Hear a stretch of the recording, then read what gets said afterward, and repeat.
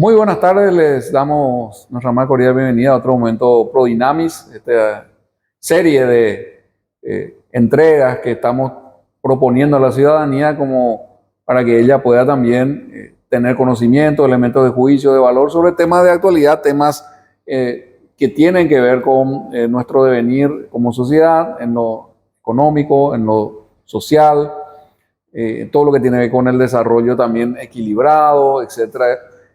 Son temas que a nosotros nos preocupan, nos motivan y queremos siempre plantear estas cuestiones que son de alto impacto para nuestra sociedad, pero también con personas que entienden del tema, que están en eso hace años, con una trayectoria profesional, personal, etcétera, demostrable, porque ese es uno de los principios fundamentales de nuestra fundación, que es contribuir al pensamiento crítico de la ciudadanía a través de una información lo más amplia posible, lo más profesional posible, de manera que ustedes que nos acompañan puedan ir sacando también sus conclusiones y formándose sus propios juicios sobre estos temas.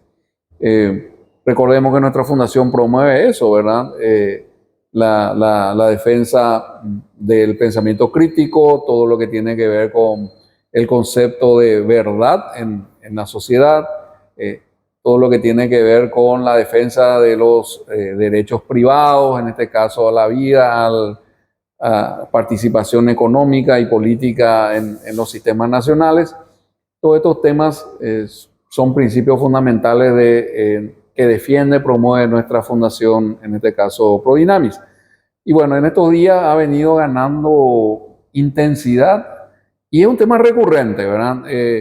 Acerca de la aparente paradoja o disyuntiva que hace o que uno tenga que conservar un territorio a ultranza, pero prácticamente intocarlo, mantenerlo ahí sin que se toque nada, pero nada en absoluto, o la otra alternativa que es buscar un equilibrio entre los aspectos económicos, social y ambiental, de manera que la comunidad, en este caso, pueda también desarrollarse, pueda tener, digamos, un progreso en todo el amplio sentido de esa palabra, pueda tener un mayor bienestar.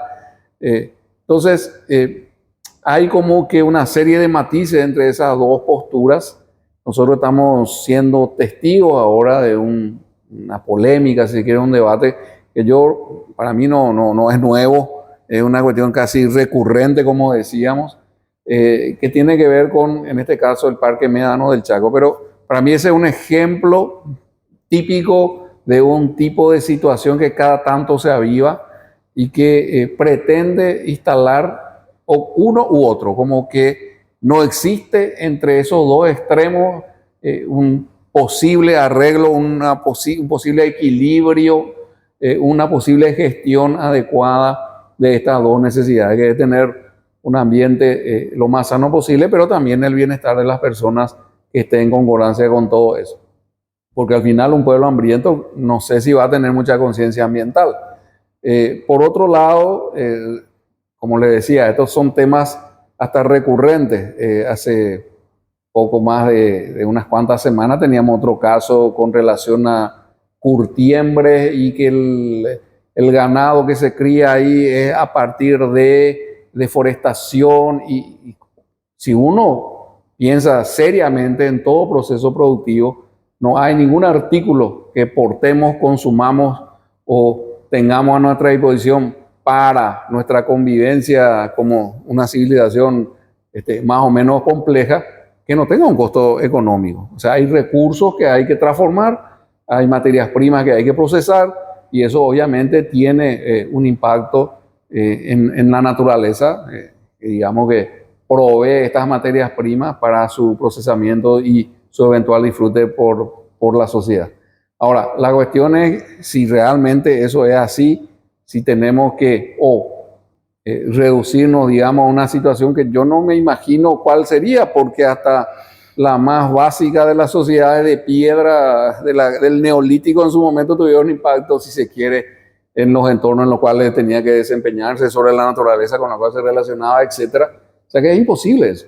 Y por otro lado, obviamente tampoco es hacer un uso irracional, dilapidatorio de estos recursos, entendiendo que hay una equidad generacional también que hay que respetar y que no somos dueños absolutos y únicos y últimos de todos estos recursos. Entonces, hay una responsabilidad que tenemos que tener de cara a esas generaciones que vienen. Entonces, todos estos temas, a mi criterio, son muy interesantes de analizar en el momento en el cual el país también está atravesando por una etapa de dinamismo, desarrollo muy interesante. Todo el desarrollo inmobiliario que se hace en Asunción, y lógico, tiene un impacto ambiental. No me van a decir de que los ladrillos y el cemento y las varillas, obviamente que sí. Ahora, dejamos de construir, dejamos de hacer inversión, dejamos absolutamente para evitar tal o cual daño, por mínimo que sea. Yo tampoco creo que eso ya excede lo razonable. Entonces hoy nos acompaña el licenciado Jorge Martínez, especialista ambiental de la Federación de Cooperativas de Producción, un profesional de dilatada trayectoria. Creo yo que uno de los profesionales que está en el tema ambiental es que siempre se ha esforzado justamente por lograr ese equilibrio, ¿verdad? De evitar los extremismos que al final son las cuestiones que llevan por mal camino el análisis de situaciones que tienen un nivel de complejidad elevado. Por eso le convocamos hoy a Jorge Martínez, que nos ayude un poco a entender este tipo de procesos. Y Médano del Chaco, como tal, hablábamos antes de iniciar la grabación de este momento, tiene una historia que vamos a ir por 20, 25 años ya. Nace en la época del gobierno González Maqui, vos me contabas en ese momento, incluso la génesis de esta área protegida, la diferencia de conceptos incluso, y algo que sí me llamó la atención es que en origen se podían delimitar estas áreas de interés ambiental o como queramos llamarlo, por simples decretos, ¿sí? Y Médano del Chaco, entiendo, eso vos me vas a contar con mayor detalle, Jorge, pero entendí que me decía de que incluso nace sin lo que podríamos llamar el polígono que determina exactamente dónde está asentada esa área. Entonces, tiene fronteras líquidas, por decir así, en su momento de creación. Y a partir de ella empieza una serie de situaciones que se fueron con diversos matices, agravando a veces, otras veces tratando de corregir, pero bueno, tenemos 25 años de historia con este caso en particular. Es así, Jorge, que empieza esta historia de Médano del Chaco hace más de 20 años, entonces. Sí, antes que nada, muchas gracias por la invitación. Estamos siempre para colaborar y discutir y promover un poco la discusión, ¿verdad? Justamente una de las necesidades que más tenemos es promover la discusión técnica, ¿verdad? Y lastimosamente hay leyes que salen y prácticamente prohíben ciertas cosas sin que medie esa discusión técnica, ya sea a favor o en contra, ¿verdad? Para escuchar ambas campanas, como se dice. Y en este tema de áreas protegidas, a mí me tocó trabajar casi aproximadamente 10 años en la Secretaría del Ambiente, hoy MADE. Fui técnico de la Dirección de Áreas Silvestres Protegidas en su momento y evaluaba carpetas, ¿verdad?, de propiedades que estaban lindantes o colindantes con áreas silvestres protegidas. Entonces, conozco el proceso interno, ¿verdad? Conozco la circunstancia hoy trabajando más con el sector privado, de propietarios que tienen sus propiedades pegados a áreas protegidas o dentro de áreas protegidas. Y yo diría que inclusive probablemente lo de Médanos del Chaco sea un ejemplo de la circunstancia, digámosle, de titulación, la superposición de título que existe, ¿verdad? Pero imaginémonos Tinfunqué, que creo que es el primer área silvestre protegida de Paraguay, ya tiene más de 40, 50 años. Tinfunqué me parece que es completamente de un propietario privado. Pero entonces no estamos hablando de algo nuevo y estamos hablando de algo que en biodiversidad se le conoce como parques de papel. Que Paraguay también tuvo su historia de esa circunstancia. Parques de papel porque se crean en un mapa, en un papel, y después te vas al terreno y esos parques realmente son totalmente propiedad privada. En su momento, cuando fueron creados hace 20, 30 años, eran lugares prácticamente inhóspitos, mucha gente, muy poca gente llegaban en zonas del Chaco o en zonas de la región oriental. Cuando hablamos hace 30 años, también ya existían estas circunstancias de superposición de títulos, donde existían creaciones de áreas silvestres protegidas en oficinas acá de Asunción, ¿verdad?, ya sea a través de una ley o un decreto, donde sencillamente se dibujaba el área protegida va a ser de acá hasta acá, hasta acá, hasta acá, sin delimitar correctamente un polígono exacto y sin siquiera tener en cuenta los derechos adquiridos de esos propietarios privados. O sea, podría ser sobre una propiedad con un título legal. Que ocurre hoy en día y muchas de las áreas silvestres protegidas básicamente son parques de papel. Ese es el término técnico utilizado en todo lo que es manejo de áreas silvestres protegidas. Son parques de papel porque están en los mapas, pero en el territorio no existen. En el territorio son propiedades privadas o no tienen la condición de tener guardaparques, infraestructura, control, monitoreo. Médanos del Chaco, un ejemplo, ¿verdad? Hoy escucho a muchas organizaciones diciendo es un sitio importante para la conservación de la biodiversidad, que estoy de acuerdo con ellos. Se habla de que es un ecosistema frágil, que también es cierto, ¿verdad? La pregunta es, teniendo todos esos condimentos, ¿cuántos proyectos tienen esas organizaciones ejecutándose en esa zona? ¿Qué actividades están haciendo con las comunidades indígenas que viven alrededor de ese parque? ¿Verdad? Y si comenzamos a ver, hay una infraestructura mínima, probablemente no existan guardaparques en ese sitio, ¿verdad? Porque el Estado paraguayo como sí invierte muy poco en lo que es la gestión de áreas silvestres protegidas. Son grandes superficies con grandes cantidades de guardaparques que se necesita y no se tiene la capacidad que se requiere. Entonces, cuando uno comienza a ver realmente, independientemente, aunque exista un área protegida, en papel, no reúne las condiciones mínimas para decir que es un área cuidada. Ahí, Jorge, antes de seguir avanzando, entonces, la génesis de ciertas áreas silvestres, no quiero decir de todas, pero varias de ellas, muy importantes, como estaba diciendo, la propiedad en sí tiene siempre un dueño, o sea, el terreno siempre tiene un dueño. Yo no conozco un centímetro cuadrado de este país que no tenga un dueño. Hasta tenemos 2 o 3 a veces al mismo tiempo, ¿verdad? Por la superposición de títulos en este caso. Entonces, si yo soy un propietario, vamos a decir, qué sé yo, de una determinada cantidad de hectáreas en el Chaco, por decreto, ahora mismo, digamos, el Estado puede trazar así sobre el papel una línea y lo que es mi propiedad entra de la noche a la mañana de ser de uso variado, múltiple, qué sé yo, a ser un área silvestre protegida. ¿Es así?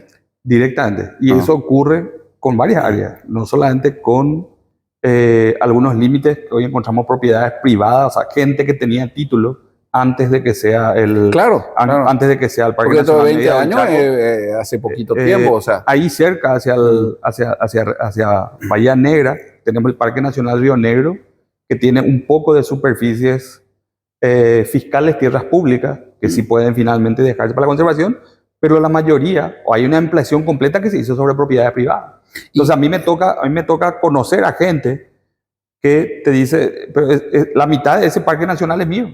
Y es mío porque tengo títulos del año 80, sin embargo, por una ley o por un decreto, le fueron cercenados esos derechos e inmediatamente, si uno tenía una licencia ambiental para hacer alguna actividad agropecuaria, o sea, tenía los permisos del MADES, los permisos del Infona, queda todo suspendido y finalmente uno se encuentra y dice, bueno, ¿por qué en definición me están metiendo a mí? Que ni siquiera fui consultado para esto y se tomó la decisión en una oficina, alguien que dibujó un mapa o alguien que dibujó una superficie. Esa es la circunstancia muy común en área protegida y es lo que es discutible en Médano. ¿Sin indemnización? Sí, la ley de áreas protegidas, la 352/94, dice que inmediatamente una superficie privada, luego de declararse como área protegida, debe ser notificado al dueño, cosa que a lo mejor no ocurrió nunca. O sea, vos te enteraste porque cuando te fuiste a renovar tu permiso, había sido caíste ahí. Ya no te van a dar el permiso. En realidad no caíste, te cayeron. Exacto. Y por otro lado, dice que debe dejar de hacer cualquier nueva intervención en esa área y debe comenzar un proceso de expropiación. Proceso que es lo que yo conozco y que trabajé en esa dirección por mucho tiempo.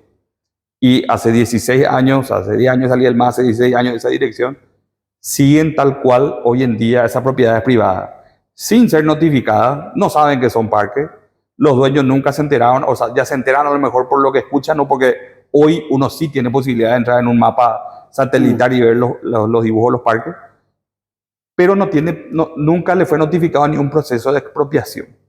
Pero a ver, no puede en síntesis hacer nada ya con su propiedad, no la puede vender, no la puede transferir. Nada. Y tampoco está claro, así como vos me estás diciendo, estamos a 16, 15 más años en un limbo jurídico, una especie de limbo jurídico. Exactamente lo que ocurre con muchísimos propietarios privados que se fueron a hacer. Me tocó a mí personalmente colaborar con algunos dueños donde yo veía títulos de propiedad de años. Por ejemplo, me tocó ver el Parque Nacional Río Negro y también títulos en el caso de Médanos del Chaco, ¿verdad? Donde decías, claro, yo tengo un título que avala que ese cuadradito o ese rectángulo es mío, pero ustedes me crean el parque, entonces yo necesito una mensura para dejar fuera mi propiedad. Y en el proceso de mensura es donde muchas veces se hace esa definición. ¿Por qué pasa? Todas las leyes de área protegida, cuando se crean, dice, se le ordena que al Ministerio del Ambiente o la Secretaría del Ambiente en su momento, que tiene 180 días para iniciar la mensura judicial. Nunca no hay fondo, no hay no hay manera. fondo, no tiene forma, porque es una institución que tiene ciertas debilidades. Y aduciendo esa debilidad, es que muchas organizaciones en el 2016 dicen, el MADE no tiene luego la capacidad de controlar si se hace prospección, si es bueno, es malo, dentro del Parque Médanos del Chaco. Entonces vamos a ponernos más ya en la ley que está prohibido cualquier tipo de prospección de hidrocarburos. Pero ahí vos encima un problema que vos mismo creaste, ya con otra capa de problema superior. Estás debilitando porque aún más. En el origen tenés un problema para mí, mirando de afuera. ¿Cómo es posible que vos establezcas que una determinada área geográfica de la noche a la mañana, es decir, bueno, vamos a llevar un extremo, tal vez pueda sonar absurdo, pero en esencia es factible hacerlo? Yo vivo cerca del Cerro Lambaré. Y ahí hay un parquecito y qué sé yo. El día de mañana alguien puede venir y dice, vamos a estirar, porque necesitamos recuperar el humedal de Cateura, no sé qué. Vamos a estirar la línea, el alcance del Cerro Lambaré, vamos a hacer un área silvestre protegida, Cerro Lambaré, no sé cuántos kilómetros acá, allá. Mi casa cae ahí dentro de ese trazado de lápiz grueso. Y el día de mañana me cambian a mí mi situación jurídica de propietario, más o menos así. Para que vos sepas, el Cerro Lambaré es un área protegida de Paraguay. Y bueno, a lo mejor ya... Y a lo mejor tu casa está en lo que se considera zona de amortiguamiento. Entonces, la zona de amortiguamiento sería el área colindante que bordea un área yo estoy protegida. ahí a 5 minutos. Entonces, lo ilógico sería... Pero la municipalidad de Lambaré, eso también está. Puede darse. La parroquia. Estamos todos ahí. Lo que puede darse es que el Ministerio del Ambiente, porque hoy es la autoridad de todo lo que es la aplicación de la ley de área silvestre protegida, saque un plan de manejo del Cerro Lambaré que diga, señores, desde ahora van a tener estos requisitos. Solamente pueden tener alumbrado solar, el agua no puede usar pozo, tiene que tener un sistema de tratamiento X. ¿Verdad? Entonces voy a decir, espera un poco, o sea, a mí nadie me consultó. Por eso es que cuando se va a declarar un área protegida, hay algo que antes se hacía, que hoy lastimosamente ya no se hace, que se llama el diagnóstico participativo. Se le consulta a la gente qué opinión tiene sobre las cosas que se quiere proponer en el plan de manejo para esa área protegida. Porque ¿quiénes son los afectados por lo que ocurre dentro de esa área protegida?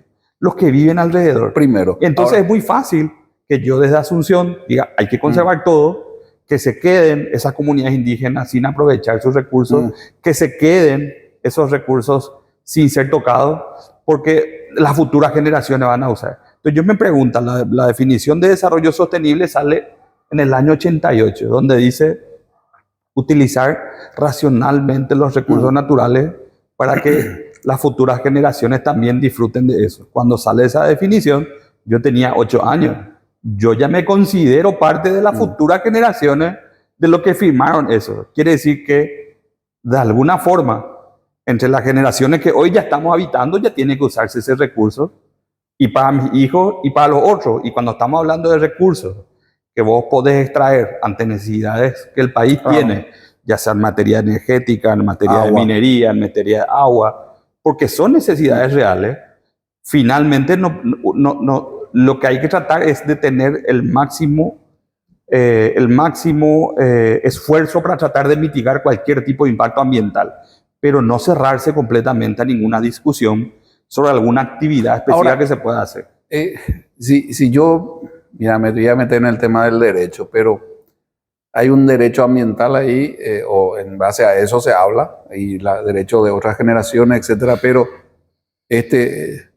por otra parte, la Constitución deben hablar de que la propiedad privada Exacto. es Y inviolable. muchos se acuerdan del artículo 7 y 8 que hablan de la calidad de vida y el Sí. derecho al ambiente saludable, pero pocos se acuerdan del artículo que habla de se garantiza la propiedad privada, Eso por un el lado. desarrollo de las personas, etcétera. Entonces, o leemos todo o no leemos nada, porque Sí. no podemos utilizar solamente parte para grimir argumentos y decir esto no podemos tocar porque transgrede tal artículo de la Constitución, pero por otro lado está transgrediendo también otros artículos Claro. con propiedades privadas adentro que tienen el derecho de hacer Y ciertas otro cosas. derecho consagrado es que, bueno, en caso de utilidad pública, digo, vos no podés ser, no puede ser confiscada tu propiedad, tiene que ser indemnizada.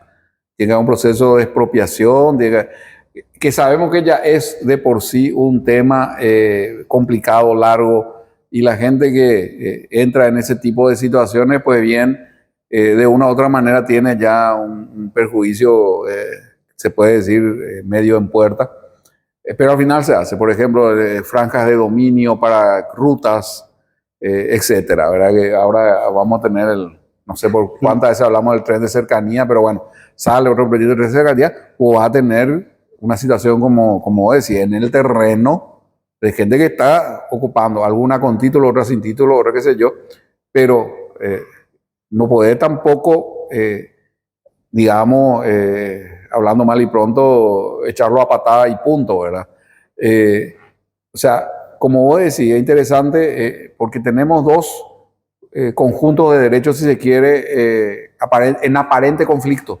Y yo creo que muchas veces cuando esto se ideologiza o se politiza, la estrategia es mirar uno de esos dos nomás y no hablar del equilibrio entre estos dos derechos en aparente conflicto. Porque al final creo que lo que tenemos que lograr es de ese equilibrio entre intereses que son aparentemente conflictivos es que nace un bienestar superior, digo yo.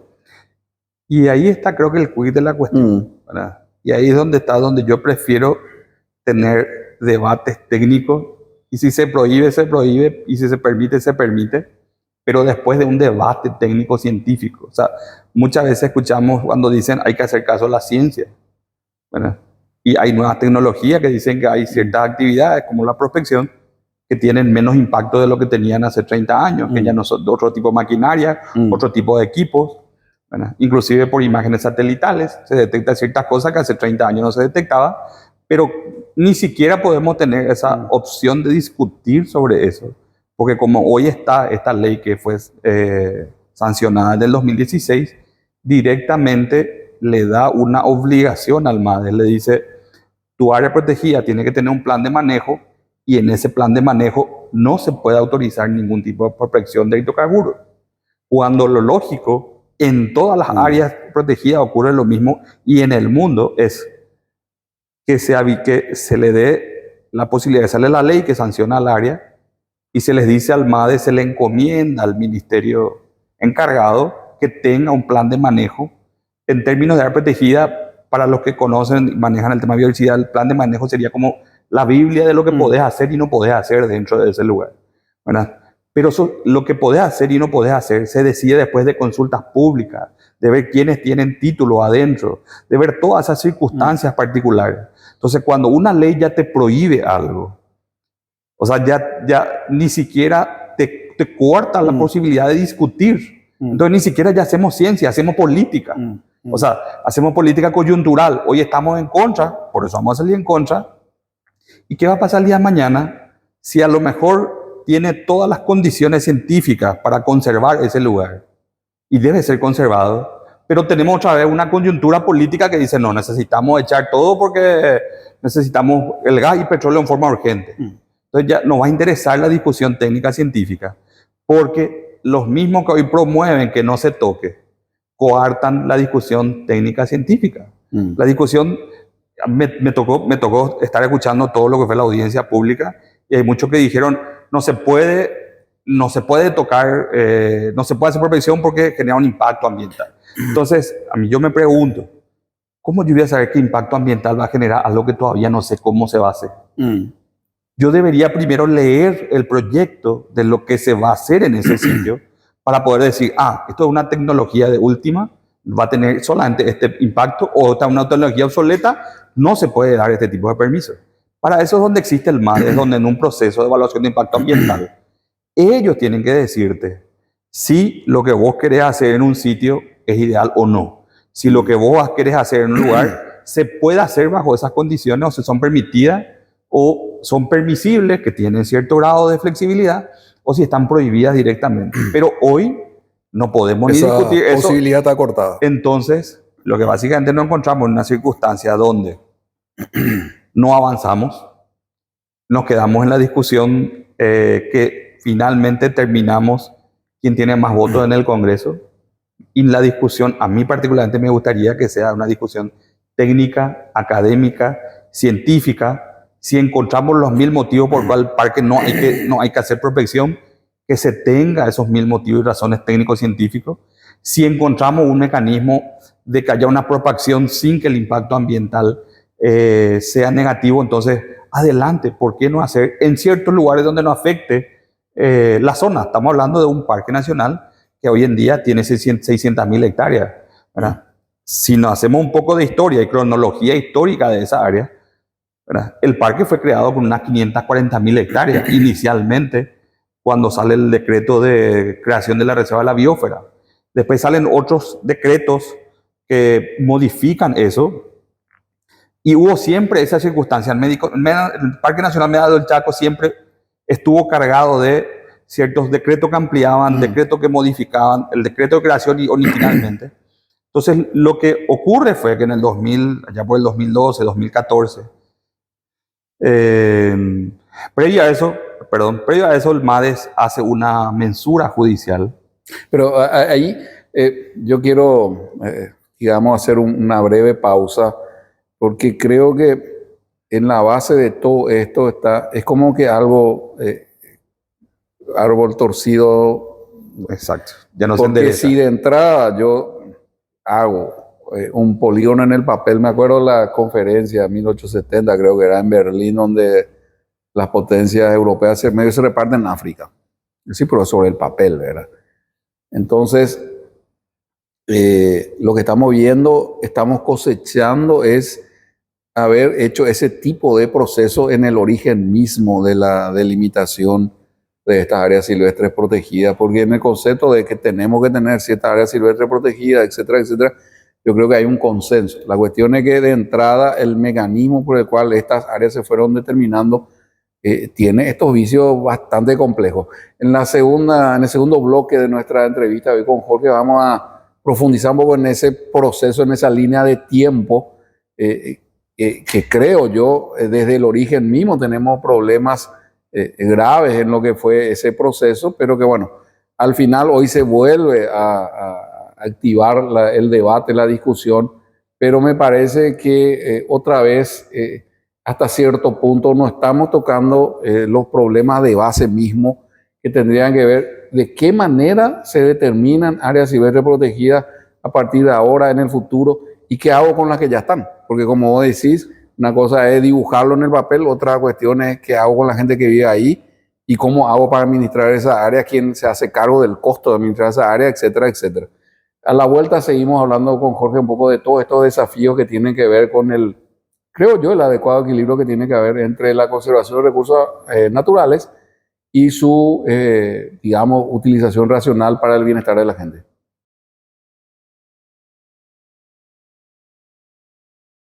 En FECOPROD celebramos 50 años de compromiso y crecimiento. Durante 5 décadas hemos estado a tu lado, apoyando a las cooperativas, transformando vidas y construyendo un futuro mejor. Desarrollamos proyectos que generan oportunidades, Promovemos la solidaridad y fomentamos el trabajo en equipo. Juntos hemos sembrado sueños y cosechado logros. Fecoprod, 50 años desarrollando juntos un país. ¿Querés leer noticias sin manipulación? Entonces visita www.informatpi.com. www.informatpi.com. Un diario de frente con la verdad. Desde 1844, 7 principios sentaron las bases para la formación de miles de cooperativas en todo el mundo. En Paraguay, la primera organización cooperativa apareció en 1941. Hoy en día esos principios cooperativos toman una forma, una identidad.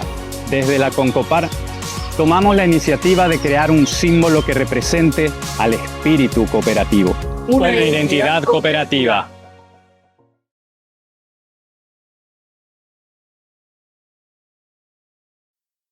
Bueno, volvemos con el licenciado Jorge Martínez. Un poco para mí es una cuestión que tiene carga ideológica, política intensa, porque cuando uno quiere polarizar algo, yo ya empiezo a sospechar que tiene una intención ideológica, política detrás. Porque si no, como ya acabamos de decir en el primer bloque también, la Constitución consagra derechos acá, consagra derechos allá. No nos puede venir nadie a decir o este o aquel no más. Tenemos que tener la visión panorámica completa y eso es un proceso que requiere, digamos, tener, si se quiere, la mente fría, proceder técnicamente, proceder profesionalmente, etcétera, etcétera, y con una visión también de largo plazo. Pero es así y lastimosamente varias de estas áreas silvestres protegidas que vos me decías, al haber sido su origen mediante un proceso, podríamos decir, tan poco científico, diría yo, es inevitable que en el mediano plazo empiece a acarrear problemas.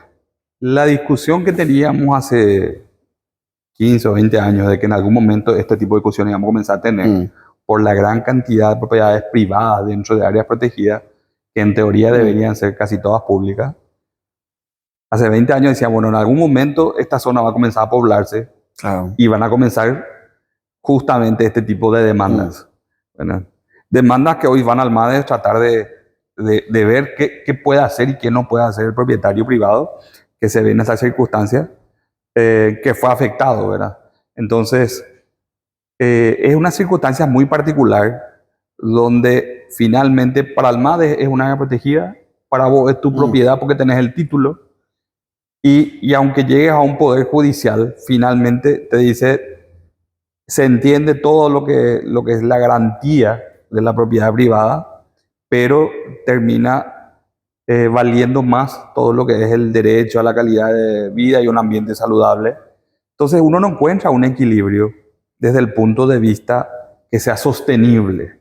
Parece que termina primando uno de los principios, el principio ambiental, en vez de buscar la sostenibilidad del sistema.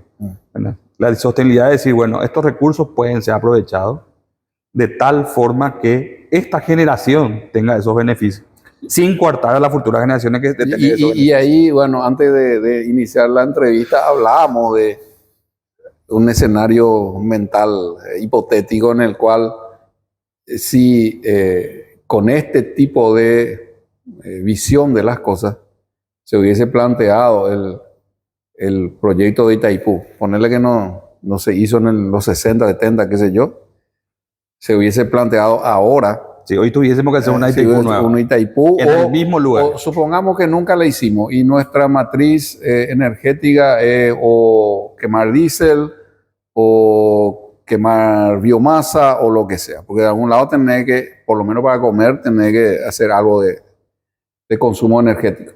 Viviendo, no sé, como Cuba ahora, ¿verdad? Que vive a oscuras. Bueno, vamos a decir de que no se dio ese proceso en los años 70, 80. Así como veo ahora la cosa y se plantease, mire, el país necesita energía en abundancia para apuntalar su progreso, etcétera.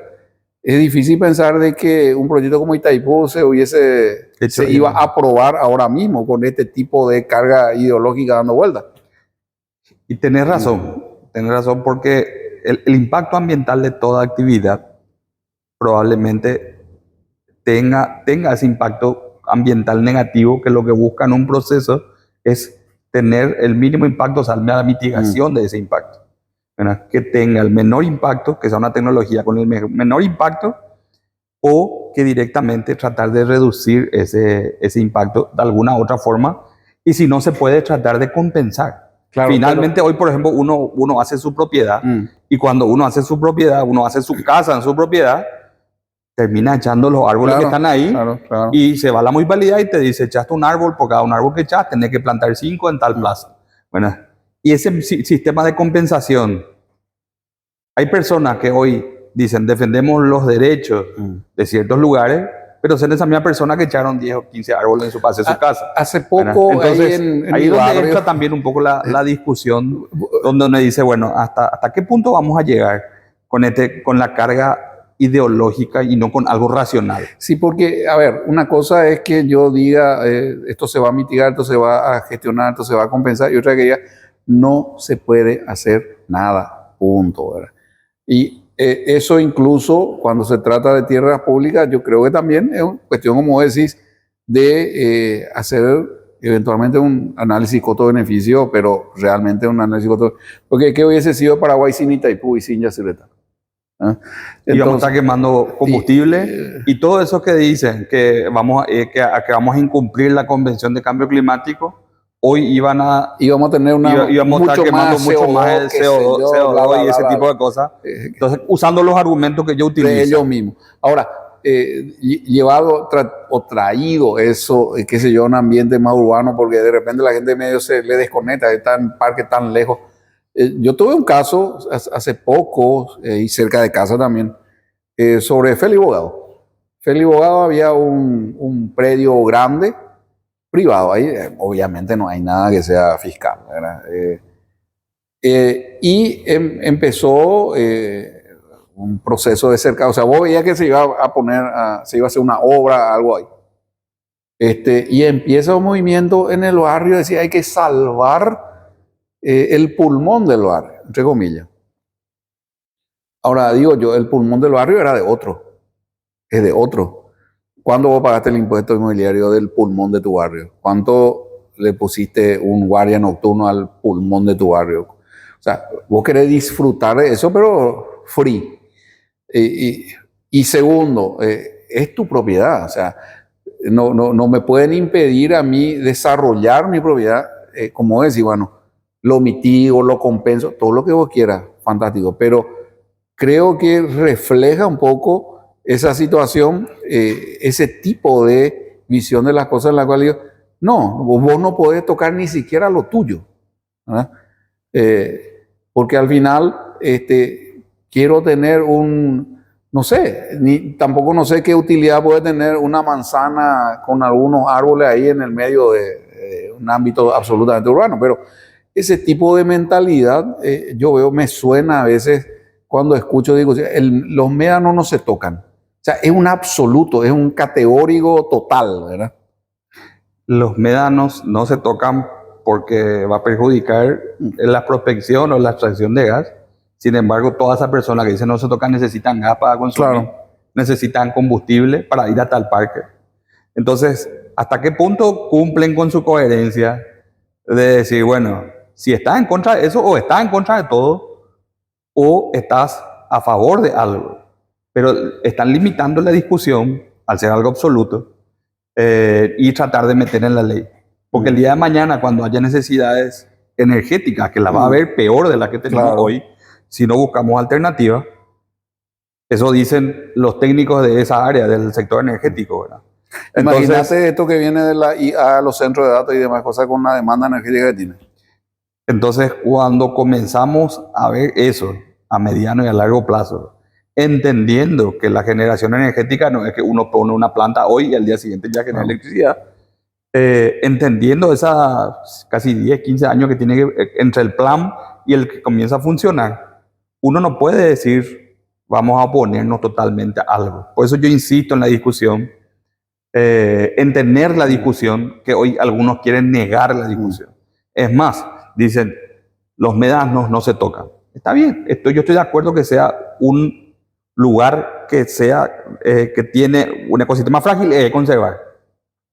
Pero, ¿qué pasa si encontramos un recurso ahí? ¿Verdad? Esa discusión hoy está vedada. Y en esa mesa, algunos dicen que no tiene lugar esa mesa de discusión. Entonces quiere decir que no se busca la sostenibilidad del sistema. Se busca solamente el pilar ambiental porque me gusta y sin excusa, sin discusión técnica. O sea, yo le quiero imponer mi opinión a todo el resto del país por encima de lo que el resto del país puede pensar. Ahora, es muy interesante, vos hablabas, discúlpame Jorge, vos hablabas de que la ley, primero empezó con un decreto, después se hizo ahí ya empezamos mal, ¿verdad? Porque invertimos la pirámide esa de Kelsen, le dimos vuelta, ¿verdad? Del decreto pasamos a la ley. Y después esa ley sufre una segunda transformación en la cual se le agrega unas líneas ahí matadoras que hablan específicamente de hidrocarburos. ¿Sí? ¿Es así? Y esta es una cronología rápida. Se crea la Reserva de la Biosfera, el decreto 2001. En esa Reserva de la Biosfera dice, dentro de esta Reserva de la Biosfera del Chaco va a estar el Parque Nacional Meado del Chaco con unas 540.000 hectáreas. 2001. Después hubo una serie de decretos, otro que bajó una superficie, no se podía hacer, otro decreto que amplió, ¿verdad? Hasta que se queda ahí como en una especie de dormido.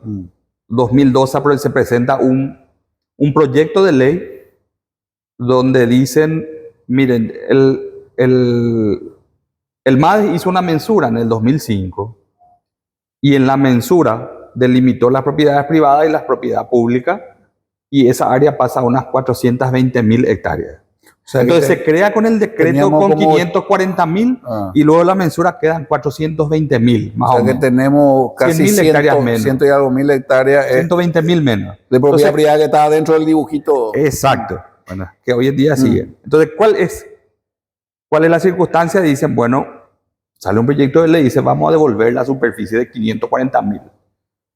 ¿Vale? Un proyecto de ley que fue metido en el 2012. Hay que buscar los 100.000 y algo que perdimos acá en algún lado. Exacto, o sea, los 100.000 que se le sacó al parque, porque así decían, los 100.000 que se le sacó al parque, pero en realidad nunca fue del parque, siempre fue con propietarios privados que tenían los títulos.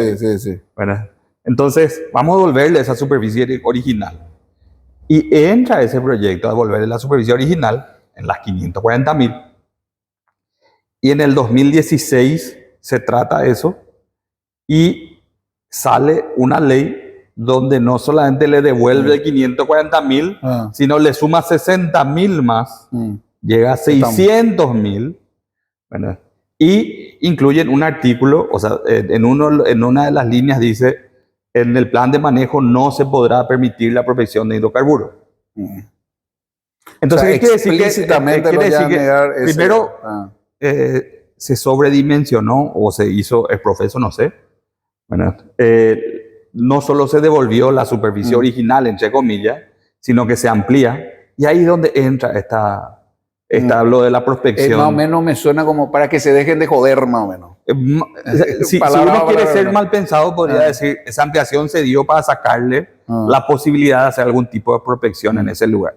Bueno, no quiero creer que sea así, que se use la creación de una área protegida para tener que echarla a una empresa. Bueno, pero es un mal síntoma.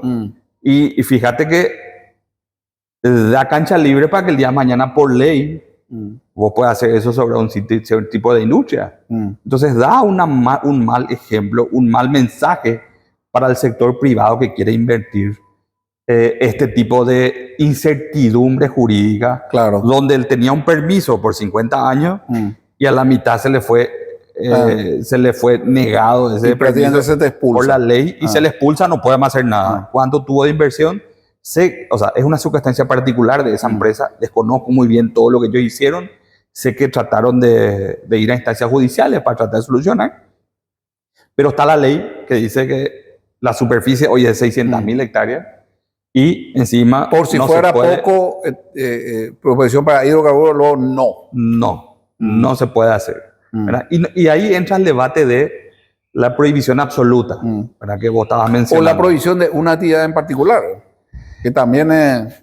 la prohibición absoluta con las nuevas tecnologías. Por eso yo insisto, yo no sé cuál es la tecnología que usaban hace 20 años, pero estoy seguro que hoy en día se usa tecnologías que afectan menos. Y te voy a dar un ejemplo de algo que ocurrió también hace unos 20 y 22 años en Ecuador, bueno, cuando fuera el presidente Correa. Él asume en su primer periodo de mandato y se encuentra petróleo en el Parque Nacional Yasuní, que es un parque emblemático de Ecuador. Bueno, y él dice, no vamos a tocar. Encontramos petróleo, podemos sacar miles de millones de dólares, más de 3.000 millones de dólares podemos ganar esto como país, pero no vamos a tocar porque queremos cuidar la naturaleza. Vamos a habilitar una cuenta donde todas las organizaciones que salieron a decir que no se toque el petróleo traigan un financiamiento para conservar ese lugar y que en todo caso se usen dentro de 300, 400 años las futuras generaciones cuando necesiten ese recurso. Entonces, termina su primer periodo de mandato, gana el segundo periodo y dice, bueno, ¿cuánto juntamos en 5 años? De los defensores. De los defensores. 10 millones de dólares. Entonces, básicamente le juntó a la sociedad civil, que en ese momento también decía, no se toca el parque. Bueno, y le dijeron, señores, después de 5 años tenemos esto. ¿Dónde están las promesas que ustedes hicieron para ayudarme a conservar, para ayudarme a financiar esto? Así que a partir de hoy, lastimosamente, yo no estoy tan conforme, pero esto es una política de Estado. Yo tengo que priorizar el país por sobre lo que me guste o no. ¿Verdad? Desde hoy vamos a comenzar a buscar petróleo y vamos a hacer la prospección y se va a sacar. Y hoy se está sacando del Parque Nacional Yasuní. Hay yacimiento petrolífero y se está sacando. Ecuador vende y gana dinero en base a eso como país. Entonces, ¿cuál es la diferencia? Probablemente que la estrategia que fue utilizada en ese momento fue, digámosle, probablemente lo que demostró la hipocresía verde. ¿Verdad? La hipocresía de no se tiene que tocar nada, y vamos a dejar para las futuras generaciones. Pero cuando te dicen, bueno, va a colaborar entonces para esta conservación actual, y nadie nos quiso colaborar. Esa es la realidad. Y eso va a pasar. O sea, desde que se creó el Parque Nacional Médanos del Chaco, no hubieron más de 1 o 2 proyectos que estuvieron por ahí. Y hoy en día ese parque no tiene guardaparque, no hay infraestructura, no hay vehículos, no hay moto. Uno entra y sale. O sea, nadie probablemente sepa quién está hoy ahí adentro. Entonces, cuando nos dicen es un área de prioridad para el país, que estoy de acuerdo, la prioridad no se ve reflejada en las acciones que están haciendo muchas de esas organizaciones que hoy dicen los médanos no se tocan. Ahí un poco interesante lo que vos decías, porque me acordé otra vez de mi caso de mi barrio, ¿verdad? Porque mientras el dueño se haga cargo de cuidar el parquecito y yo no sé qué gratirola me iba a caminar ahí, ahora el tipo quiere poner en explotación su propiedad y es un problema. No se toca el pulmón del barrio. Bueno, yendo por esto, yo recuerdo, y también otro caso emblemático para mí, creo que vos conocés también, Jorge, tiene que ver con propiedad incluso de la cooperativa Chortizer. Había un caso en el cual así también, bueno, la propiedad fue comprada legalmente, ¿verdad? Con su manejo de uso, con el tema de Infona y todo lo demás. Y creo que parte de esa propiedad se empezó a hacer porque otro frente, aparte del ecologismo, es el indigenismo también. Y en base a derechos indígenas que, bueno, no sé, me parece también que así son a veces muy, muy nebulosos. Es como que de buena primera se pretende elevar tal o cual área geográfica a reserva o territorio ancestral o como querramos llamar. ¿Vos te acordás de ese caso? Me acuerdo, es vigente y yo sigo sosteniendo que lo que la ley dice, lo que la Constitución consagra de los derechos indígenas, ¿no?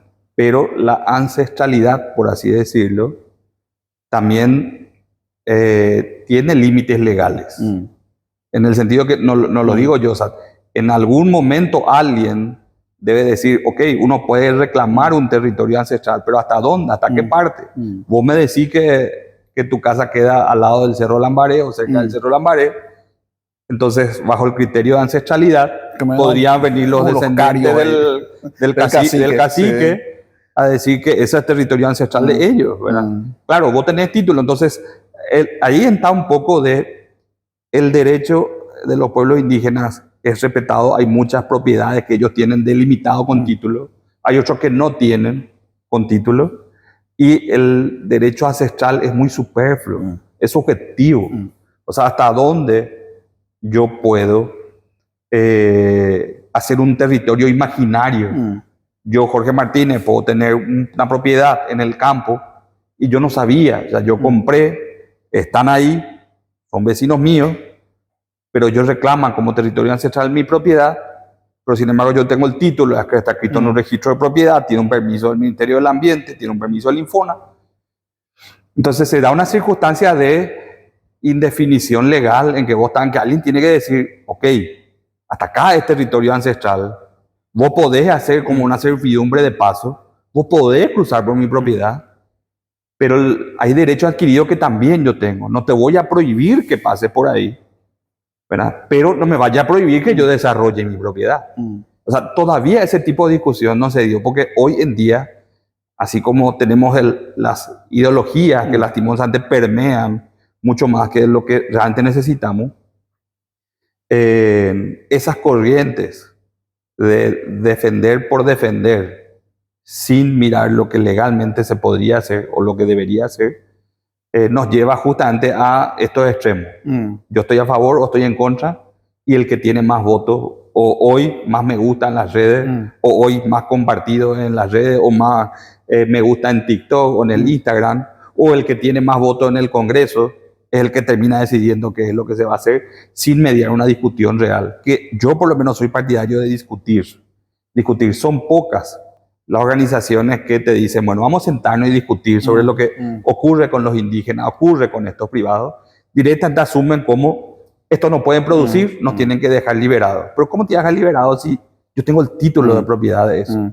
¿Verdad? Y el Estado muchas veces es un Estado débil frente a estas circunstancias, donde le conviene más por una cuestión de imagen internacional pegarse por la parte ambiental o la parte débil o la parte de la comunidad indígena, que salir a defender finalmente los derechos de Juan Pérez, que tiene también esos derechos consagrados constitucionalmente. Al final desconoce su propio acto jurídico, que es la extensión del título. Y ahí es donde los mensajes que damos en el extranjero, hoy que necesitamos inversión, o sea, nos estamos llenando de industria en el país, industria que no pensábamos hace 10 años. Sí.